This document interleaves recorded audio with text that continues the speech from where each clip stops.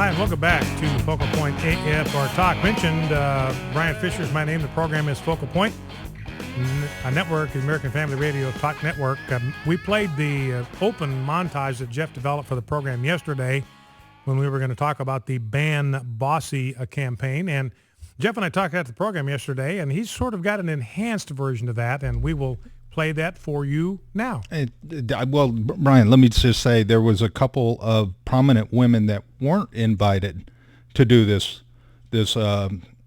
audio video campaign. So in the interest of gender diversity, right, in the interest of multiculturalism, we want to be sure that no woman is left out of this project. Right, so we went ahead and inserted them into it. So all right, here it is. Let's hear it. Pushy, stubborn, pushy, stubborn, bossy, bossy. When I was growing up, I was called bossy. I am the product of a working class upbringing. Being labeled something matters. I don't care what you believe in. We don't. Wait. And that's because they worry about being called bossy. You want me to tell you what my husband thinks?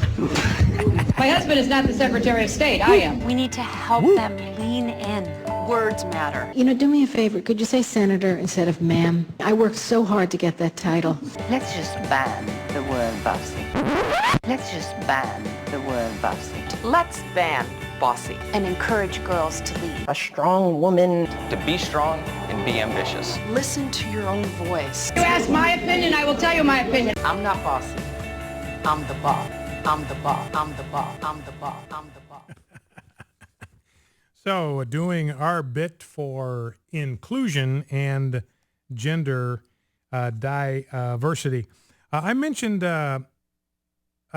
yesterday, I think I mentioned it in passing. Remember that story about that 22-pound cat that trapped that couple in their bedroom? It had scratched their baby, 7-month-old baby, 22 pounds, and they were trapped in their bedroom. And the guy, if you can believe this, I mean, holy smokes.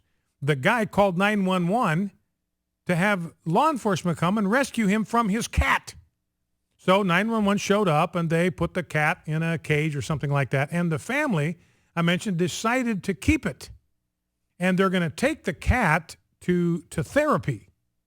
They're going to get a cat psychologist or a cat psychiatrist, and apparently they're going to take this cat to certain sessions with this pet psychologist so he can deal with his issues, so he won't attack them and trap them in their own house. I didn't even know they had that pet psychologist, but apparently they do. So the cat's going to go for therapy. And Debbie was saying last night, I get this routine. We've got 2 cats, one of which we moved with us from Boise. Her name is Emma. She's an older cat now, she's 5 years old, coming up on 5 years since we moved here.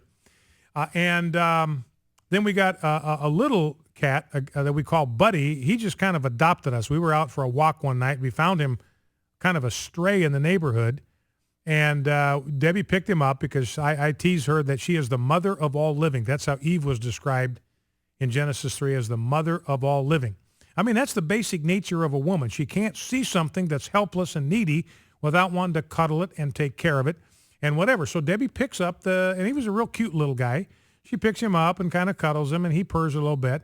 And then we put him down where we found him, figuring he lived in one of the houses around there. So we walk home, and the little cat just follows us all the way home. And we thought, well, you know, we tried to get him to go away, but he wouldn't. He just followed us home like a little puppy dog.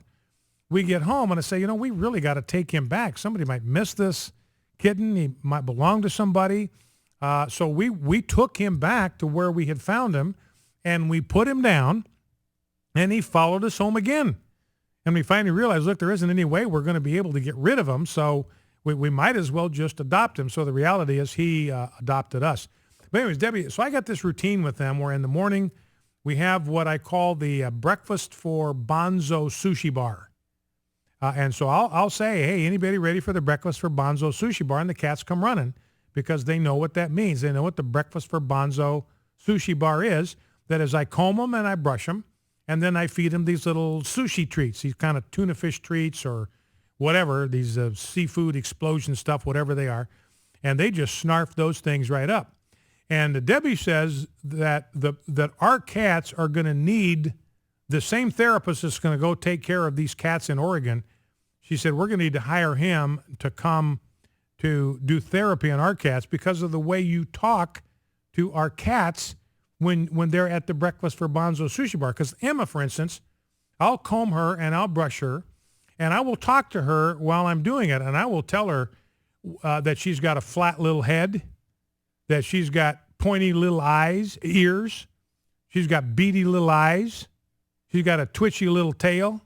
She's got an IQ that's smaller than my hat size. And I'll say that to her just almost every day. And then we do the same thing at night where we have the bedtime for Bonzo Sushi Bar, and we repeat the same thing at night. So anyway, we're going to be tracking that family out there in Oregon, and we may need to get hold of that pet psychologist ourselves. Now, I want to talk about this plane just for a minute. 888-589-8840 is the number to call.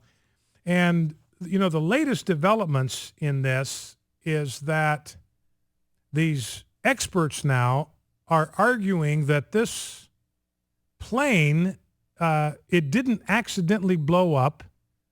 It didn't actually explode and fall into the sea.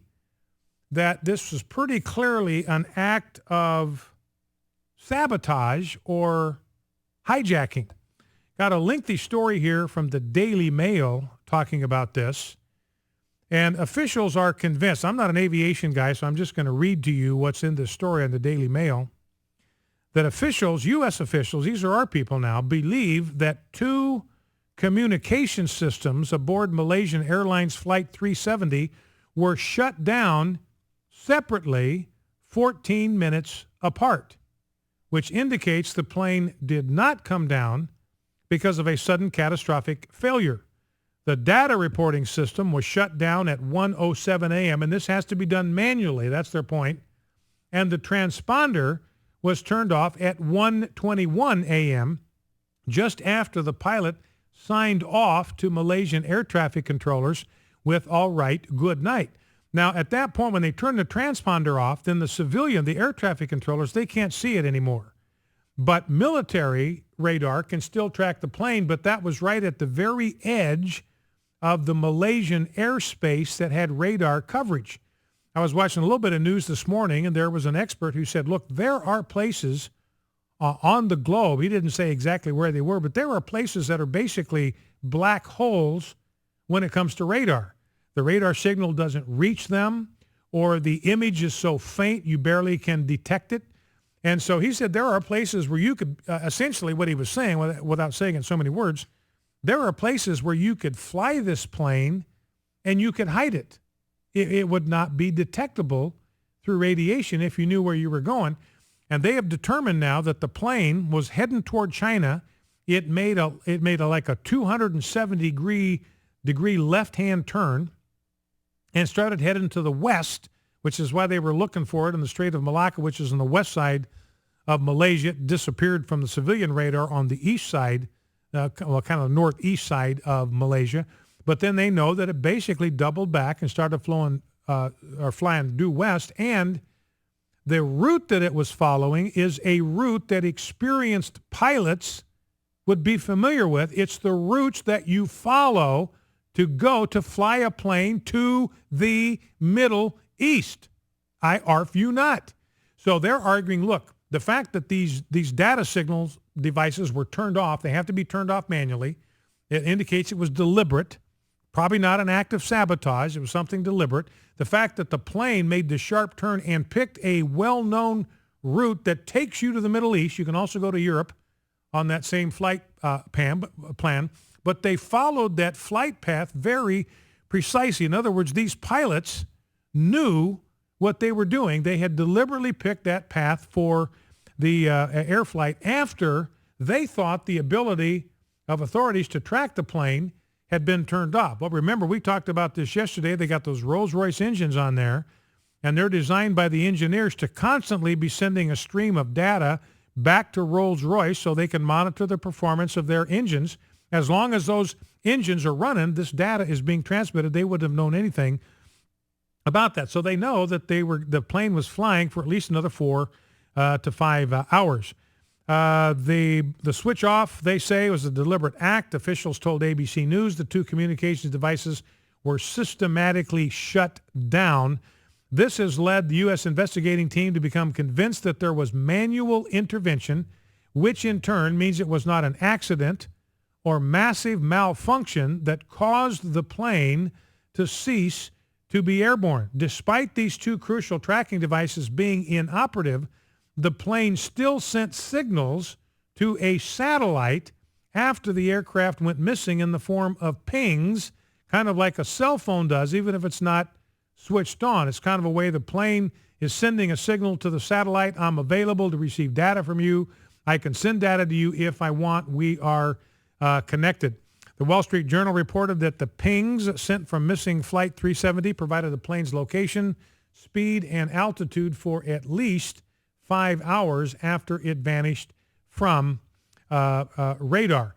Now, that plane could fly up to 2,500 miles in those 5 hours, the amount of fuel that it had. So who knows where this thing went? I've got one story here sitting on the top of the stack I just misplaced it. Oh, yeah, here it is. And here's the heading of the piece. It's on townhall.com. Number to call, 888-589-8840, and maybe you've got your theory about what happened to this plane. And we have no idea, so anybody's guess is as good as anybody's else's, so maybe you'd like to share some of your thoughts about what happened to that plane, where it went. This is on townhall.com. One intelligence community source told me the other day that he believed it was possible that Malaysian Flight 370 would be found intact because the plane had not crashed but had been hijacked for unknown reasons.